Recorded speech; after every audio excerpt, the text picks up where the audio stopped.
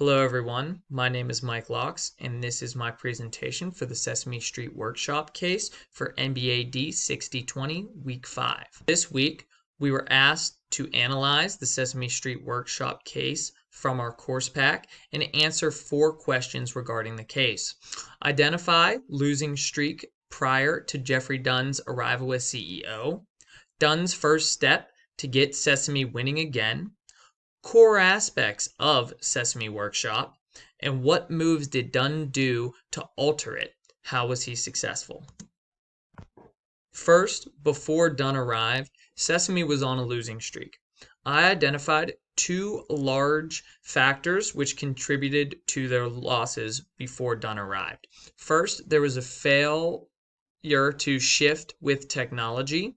At-home streaming services started to take over and not really drive audiences towards the television. By 2016, 65% of households accessed media through televisions connected to streaming services, not just cable, especially not public access cable. Next, there was a lot of licensing competition due to consumer taste changes.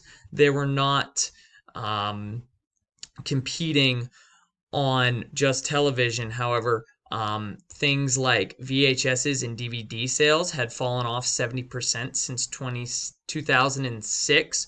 Additionally, licensing on retail items came into fierce competition with more for-profit studios. Characters such as Dora the Explorer and SpongeBob SquarePants took away from Sesame's brand identity and foothold in the marketplace.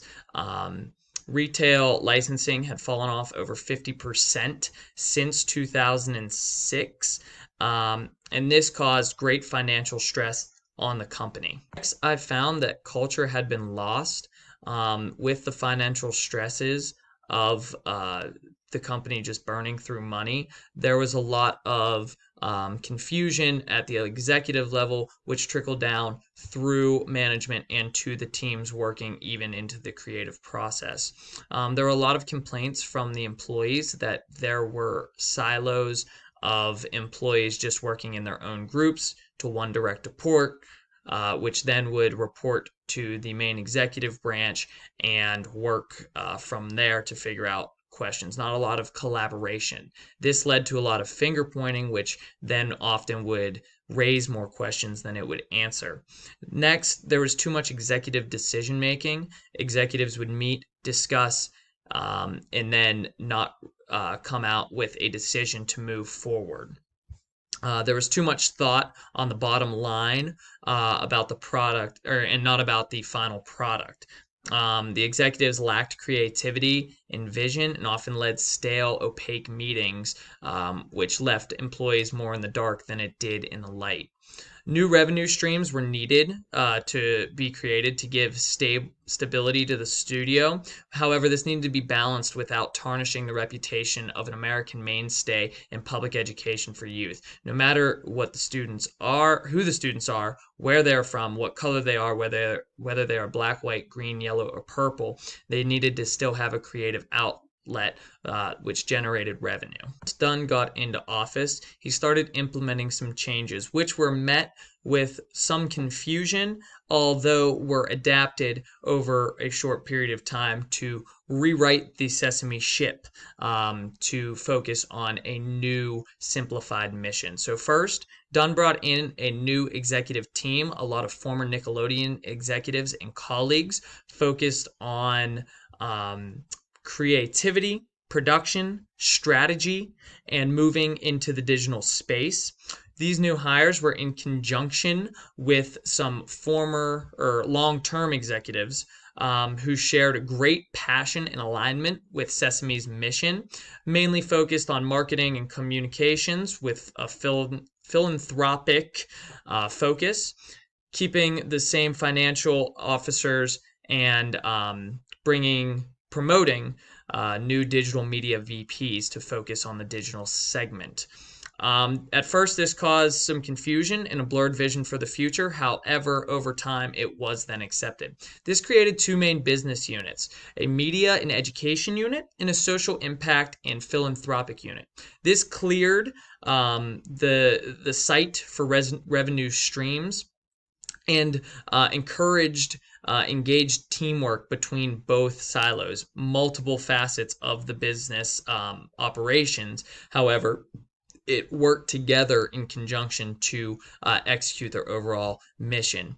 Dunn then simplified the Sesame Workshop mission from harnessing the power of media to educate children to allowing for a more creative, broader interpretation of helping kids grow smarter, stronger, and kinder. There was then a cultural shift, stressing collaboration and communication while eliminating excessive deliberation, more doing, less talking amongst teams. Dunn would have weekly executive meetings, monthly senior lead meetings of 40 or plus people, and discussions with HR to align management through the ground floor. He would have full staff meetings almost weekly to communicate the organization's goal. More transparency and feedback allowed for the company to work more fluidly and seamlessly to get to the final end product. Dunn renegotiated the broadcasting rights.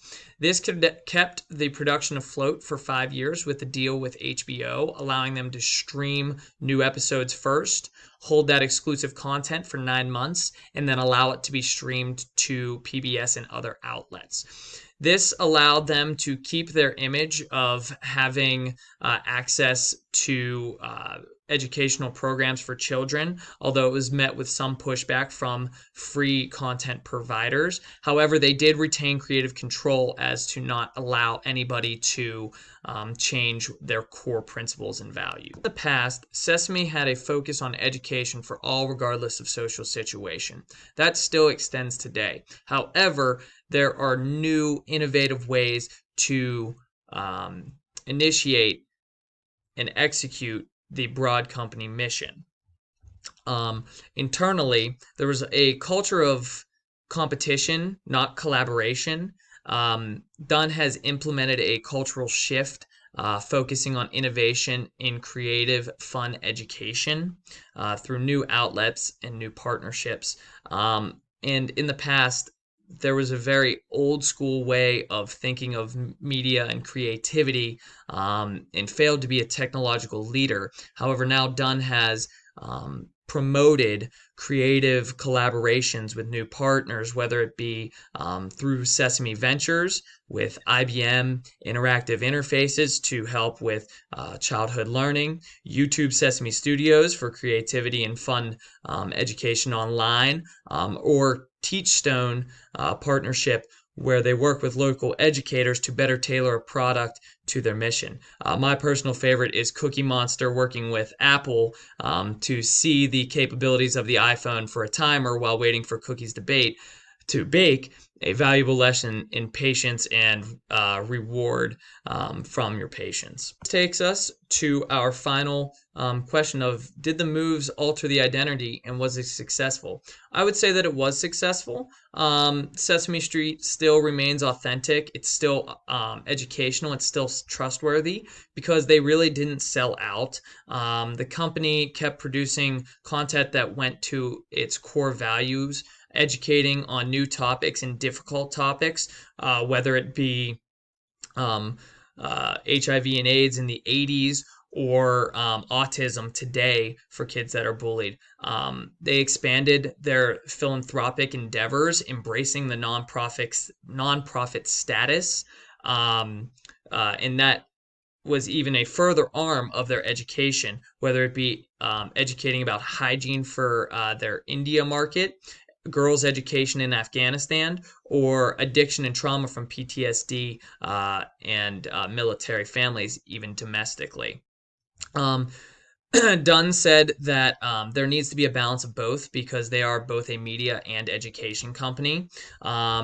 This also had them realign their revenue stream for their philanthropic endeavors, not only their large annual gala to raise large gifts, which for usual nonprofits is 50% of the revenues compared to Sesame's 3%. They also started a Yellow Feather Fund, which is an allusion to Big Bird needing help, to help with small donations just to keep the lights on and keep producing. So I hope you learned something. I really enjoyed this case, and I think I learned a lot as well. My references, and thank you for your time.